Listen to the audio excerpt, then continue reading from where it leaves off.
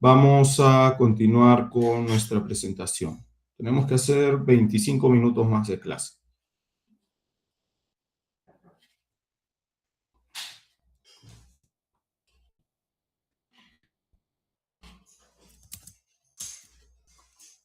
Muy bien. A nivel de modelo regulatorio,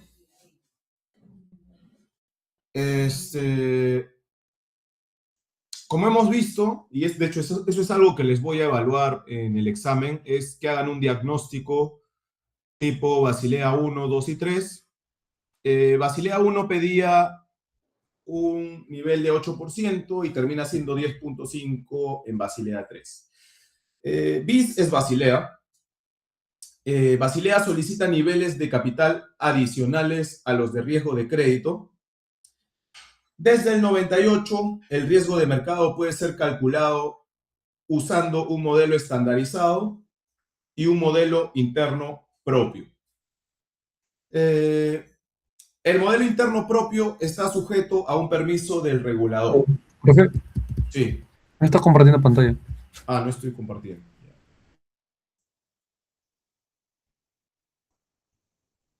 Ahora sí creo, ¿no? Sí, ahora sí. Sí, ahora sí.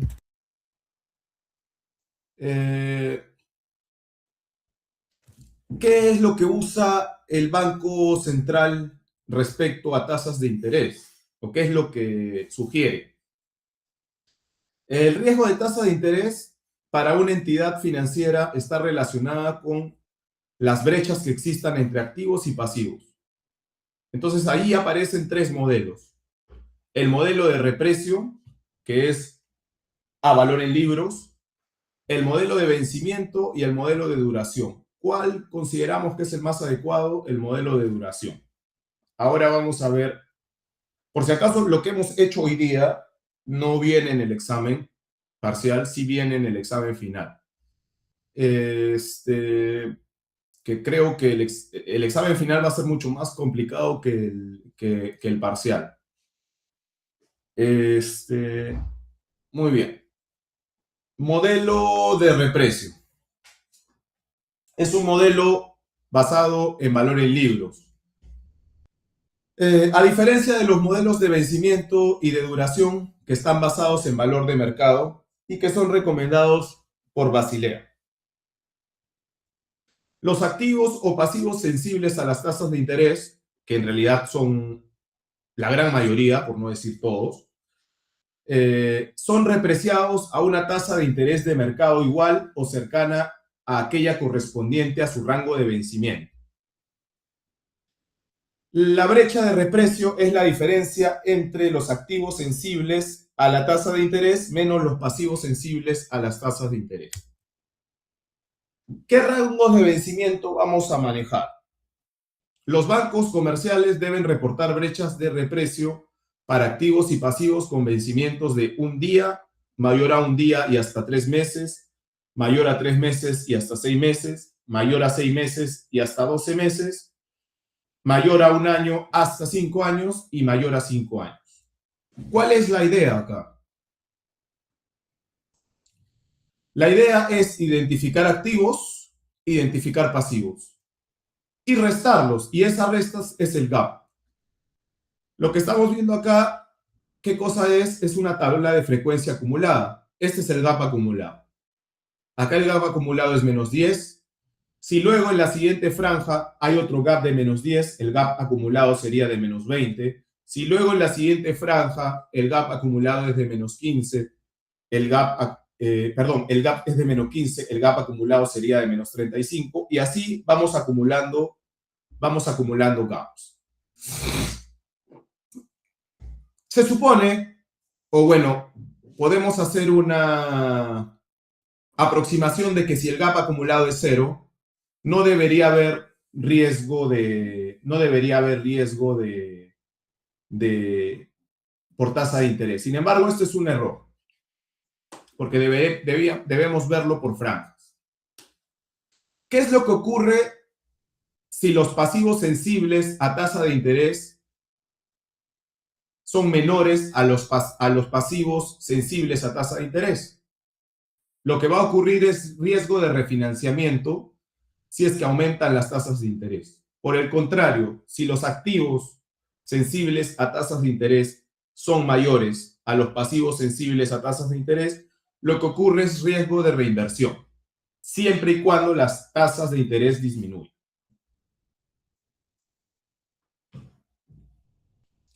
En el caso 1, donde los activos son mayores a los pasivos, perdón, donde los pasivos son mayores a los activos, ocurre el riesgo de refinanciamiento. ¿Qué significa? Que tienes más pasivos sensibles que activos sensibles, lo cual se ve acá en la diferencia. Es decir, los pasivos, por ejemplo, los depósitos, se reprecian o vencen más rápido que los activos. ¿Cuáles son los activos? Los préstamos. ¿Qué pasa si suben las tasas? Que es donde nos está indicando que ocurre el riesgo de refinanciamiento. Los pasivos se renuevan a tasas más altas, más rápidamente que los activos. ¿Qué quiere decir eso? Que tu financiamiento te está costando más caro de lo que te costaba anteriormente. Por tanto, el costo de fondeo aumenta antes de que puedas ajustar tus ingresos por activos. ¿Cuál es el resultado? Cae el margen financiero neto, te está costando más financiar. Se llama riesgo de refinanciamiento porque necesitas refinanciar tus pasivos a una tasa más alta de lo que te financiabas inicialmente. ¿Cuándo más hemos visto el tema de riesgo de refinanciamiento? Cuando llevamos finanzas corporativas, lo hemos mencionado cuando cuando se vencen los bonos. Cuando se vencen los bonos puede haber un riesgo de refinanciamiento, porque tú no sabes qué tasas vas a encontrar en el momento que se venza. Por otro lado, el caso 2 es en el que los activos son mayores a los pasivos. Y acá lo que existe es riesgo de reinversión si bajan las tasas. ¿Qué significa? Que tienes más activos sensibles que pasivos sensibles, es decir, que los activos se reprecian o vencen más rápido que los pasivos. ¿Qué sucedería si bajan las tasas? Tus activos se renuevan a una tasa más baja, reduciendo tus ingresos, pero tus pasivos siguen a tasas más altas por más tiempo. Por lo tanto, cae el margen financiero neto, pero ya no por el lado de los costos o gastos, sino por el lado de los ingresos. Se llama riesgo de reinversión porque necesitas reinvertir tus activos a tasas más bajas. Esto también lo hemos visto en finanzas corporativas cuando hablamos de bonos. ¿Por qué? En este caso, ¿quién tiene el riesgo de reinversión? El bonista. Si es que las tasas de mercado cayeran, el emisor del bono tendría todos los incentivos para querer salirse e ir al mercado a buscar tasas que sean más baratas, lo cual no le convendría al bonista, que es quien ha invertido en ese bono. Y por ello, dado que son horizontes largos y para evitar cualquier descalce y que le devuelvan su dinero antes del tiempo que él se ha planificado, lo que hace es colocar covenants.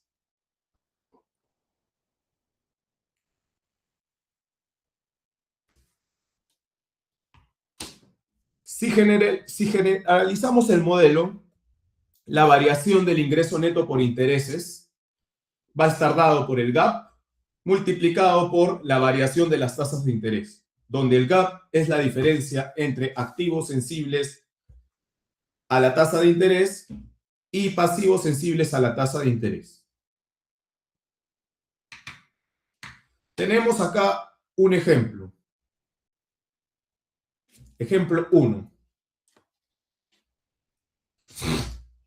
Hasta aquí, chicos. ¿Tienen alguna pregunta? ¿Algo que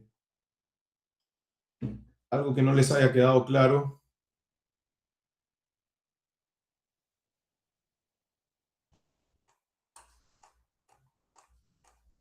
¿O no? Ya, muy bien. Sigamos entonces. Modelo de reprecio. En el rango de vencimiento de un día, la brecha es de menos 10 millones. Estos menos 10 millones, ¿de dónde salieron? Aquí. ¿Qué sucedería si las tasas suben? Si las tasas suben, lo que ocurriría es una pérdida de 100.000. Ejemplo 2. Si consideramos la brecha acumulada de un año. La brecha acumulada de un año es menos 15. ¿Qué sucede ahí si es que aumenta en 1%? La pérdida sería de 150.000. ¿Cuáles son activos sensibles a la tasa de interés? Créditos de consumo de corto plazo. Si son repreciados al final del año, solo es necesario hacer un corte. Las letras del tesoro se reprecian o vencen cada tres meses. Las notas del tesoro cada 6 meses. Las hipotecas a 30 años son repreciadas cada 9 meses. ¿Cuáles son pasivos sensibles a las tasas de interés? Los rangos de vencimiento son similares a lo de los activos sensibles al riesgo. Las cuentas corrientes y las cuentas de ahorro generalmente consideradas insensibles a las tasas de interés. Esto en realidad, sobre todo las cuentas de ahorro, por temas comerciales, los bancos cada vez se están volviendo más competitivos. En el sentido de que antes te ofrecían tasas muy bajas, pero con la aparición de actores, de nuevos actores que te ofrecen productos similares a tasas más altas, ellos han tenido que flexibilizarse. Habría que ver si es que se flexibilizan más aún ahora que van a entrar actores más digitales. Conozco casos de cuentas de ahorro, no depósitos a plazo, que incluso te pagan más que un depósito a plazo. O sea, yo conozco un caso específicamente, más lo conozco porque yo invierto allí, en el que hay un producto de una institución financiera que te paga 5% por tener tu dinero en esa cuenta de ahorro. 5% es mucho más alto que lo que te ofrecen en depósitos a plazo. Dicho sea de paso, varias entidades financieras. Hay solo un tema de restricción ahí, no es el de retiro, es simple, porque al ser una cuenta de ahorro puedes retirar cuando tú quieras. La única restricción es que tienes que tener un monto mínimo de ahorro.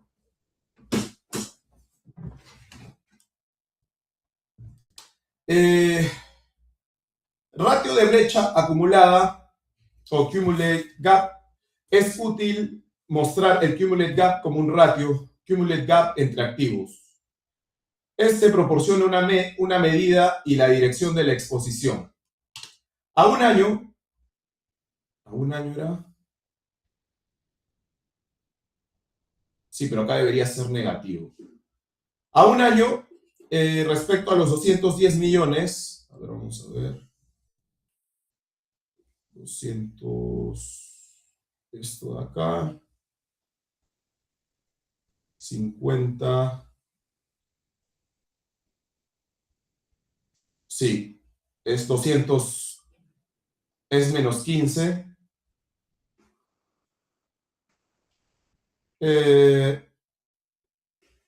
Esto acá es negativo. Acá debería ser negativo.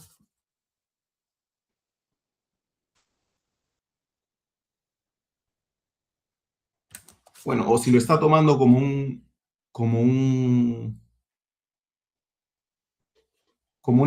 ejemplo fuera de esas cifras, pero debería ser negativo acá. Negativo. Lo que nos indica que la exposición de la IFI es negativa.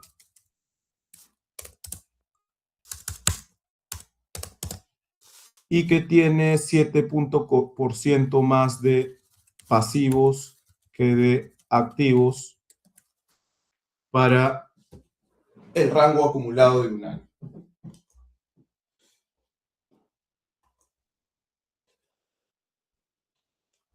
Suponga que las tasas suben 1% para los activos y pasivos. El cambio esperado en los ingresos por intereses netos sería de menos 15, acá es menos 15, y sería de menos 150.000, la pérdida esperada. Suponga que las tasas suben 1.2% para los activos sensibles al riesgo y 1% para los pasivos sensibles al riesgo. El cambio esperado entonces aquí sería de 155. ¿Esto para cuánto el periodo lo está haciendo? Bueno, creo que esto ya es un ejercicio independiente, ¿sí? No está tomando como en cuenta esto de aquí, a ver, 30, 40, 70, no, acá sí es 155, 155, 50, 120. A ver, vamos a ver esto.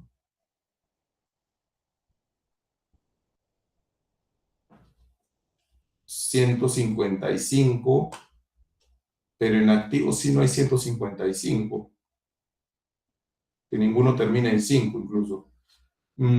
Sí, eso de acá ya es independiente. No está relacionado debería estar relacionado al cuadro. De hecho, lo voy a arreglar. Eh, Suponga que las tasas suben 1.2% y 1% para activos y pasivos respectivamente. ¿Cuánto sería el gap? Sería de 310.000. Estos son los resultados esperados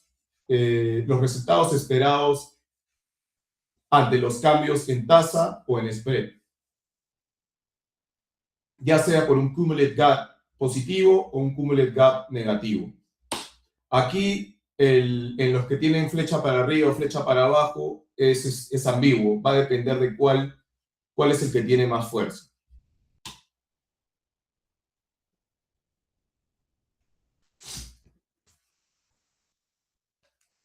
Reestructuración de activos, reestructuración de activos y pasivos. La institución financiera puede reestructurar sus activos y pasivos o tomar operaciones fuera de balance para beneficiarse de cambios proyectados en las tasas de interés. Los gap positivos, es decir, incrementos en las tasas de interés, generan incrementos en los ingresos netos por intereses, mientras que los gap negativos, las disminuciones en las tasas de interés, generan reducciones en los ingresos por intereses. Debilidades del modelo: ignora el efecto de valor de mercado y de operaciones fuera del balance. Acá lo único que estamos viendo son activos y pasivos. Y hay operaciones fuera de balance que no van a estar anotadas acá hasta que se cumpla, hasta que se dé ciertos requisitos. No está como activo y pasivo, pero sí está anotado contablemente en una cuenta de orden. Por ejemplo, una carta fianza no está acá, ni tampoco está acá. Pero si el cliente incumpliera, ahí aparecería acá, recién, cuando incumpliera. Entonces, eso no está anotado allí. Pasemos a modelo de vencimientos. El modelo de vencimientos incorpora los efectos del valor de mercado explícitamente. Tenemos acá un bono con un solo cupón a una tasa de 10% principal de 100 y un rendimiento yield de 10%. ¿Cuál sería el precio del bono? Sería 110, 100 del valor nominal, 10 del cupón, dividido entre 1 más 10%. Es decir, está a la par. Está a la par, ¿por qué? Porque además recordemos que si la tasa cupón es igual a la tasa yield, el precio del bono va a estar a la par.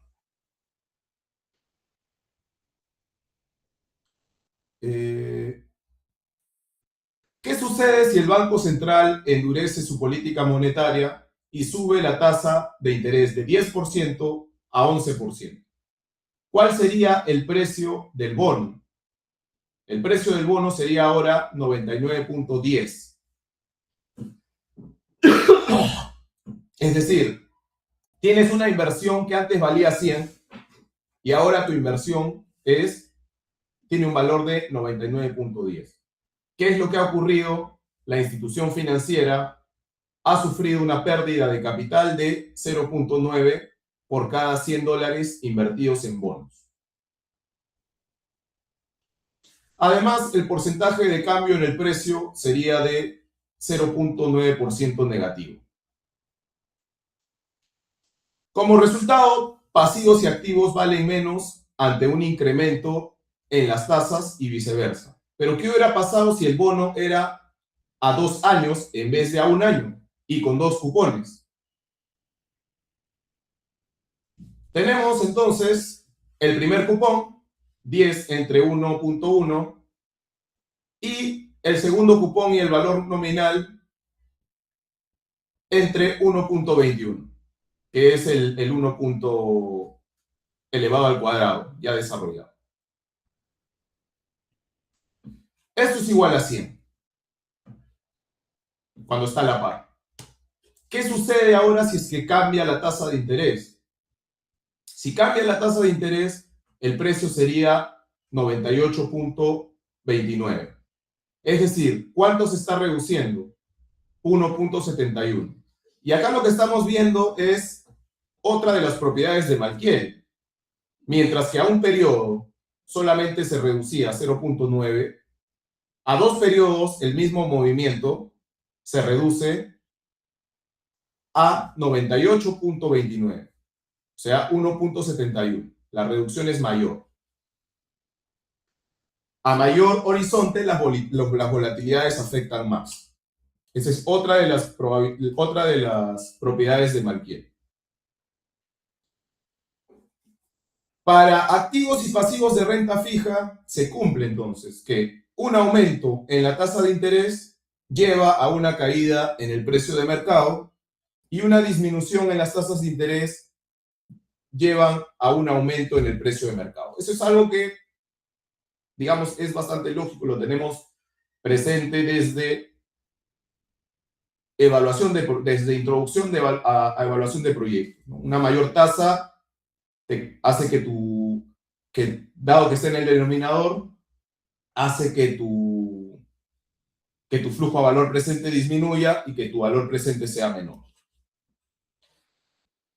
A mayor vencimiento, mayor el efecto del cambio en la tasa en el precio del mercado. Eso es lo que acabamos de ver. Y acá está otra de las propiedades de Malkiel. La caída del valor de los títulos a largo plazo aumenta a una tasa decreciente para cualquier incremento en la tasa de interés. No es lineal. No es lineal.